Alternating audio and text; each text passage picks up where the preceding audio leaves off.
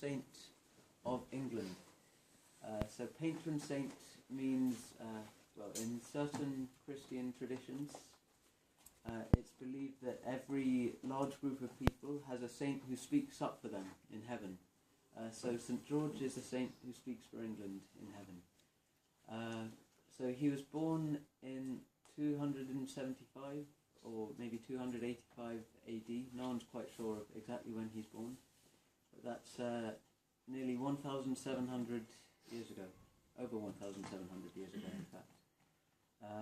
So he was born in Roman Palestine to Greek Christian parents. So he served as an officer in the guard of the Roman Emperor Diocletian. And that was in time before Christianity was the official religion of the Roman Empire.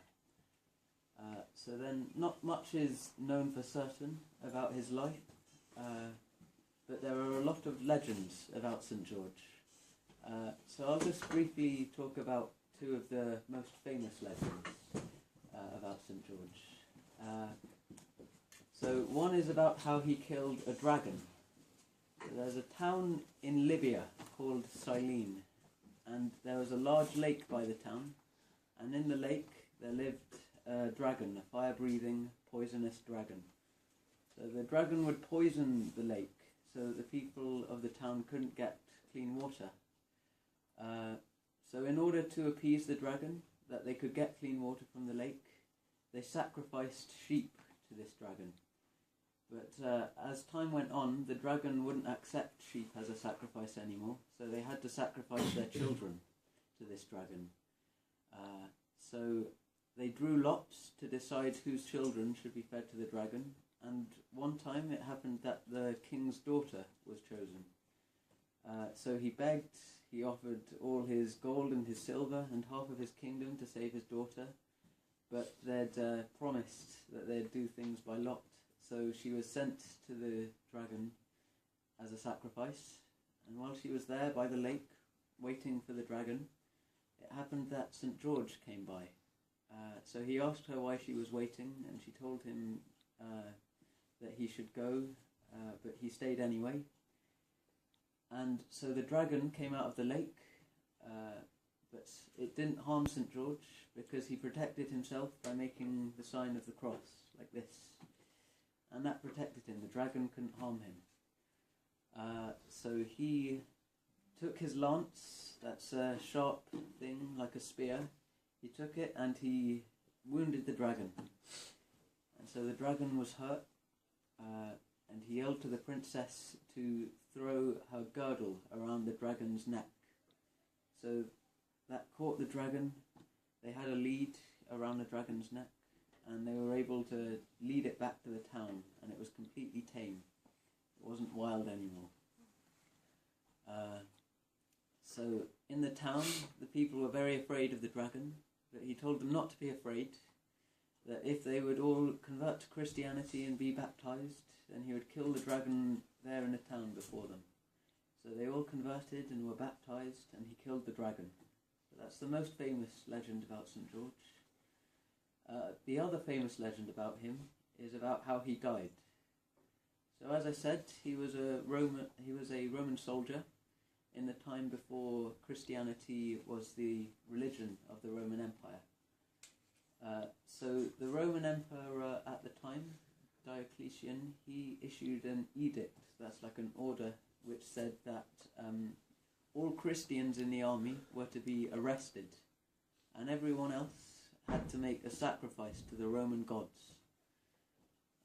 But George, he objected to this, and he approached the emperor, and he declared, "This isn't my religion, I'm a Christian, I worship Jesus Christ, I'm not going to make a sacrifice to the Roman gods."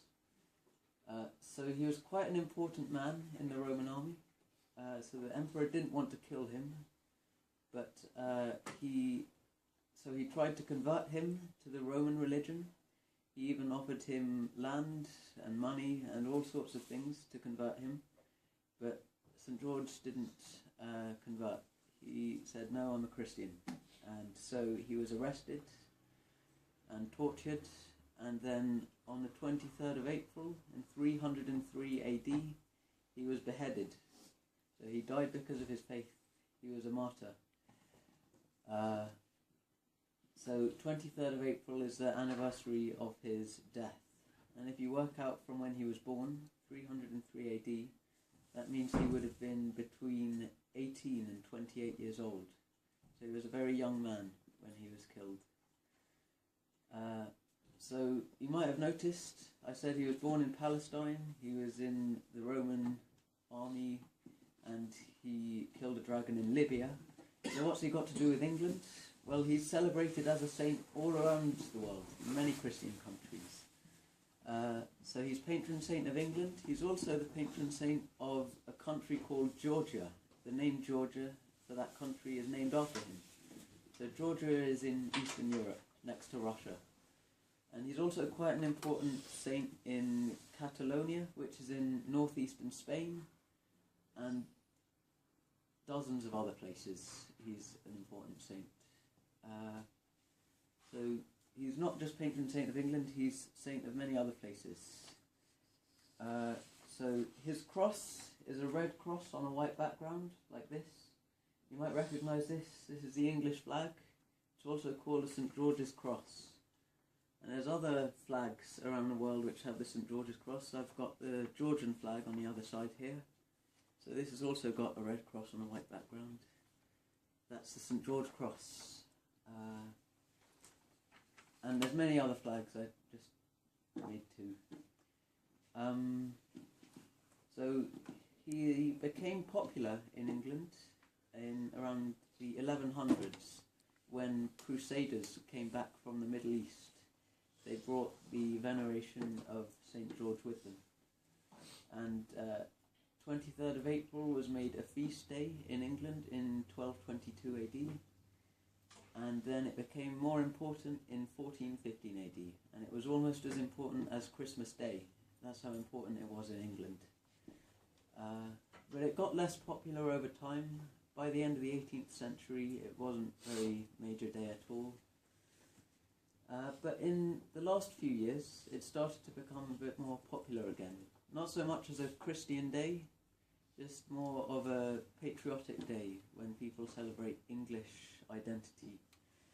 And so they do English things, Morris dancing, Punch and Judy shows, eating English foods, drinking tea, cucumber sandwiches, eating strawberries and cream, all that stuff. Can you do Morris dancing then?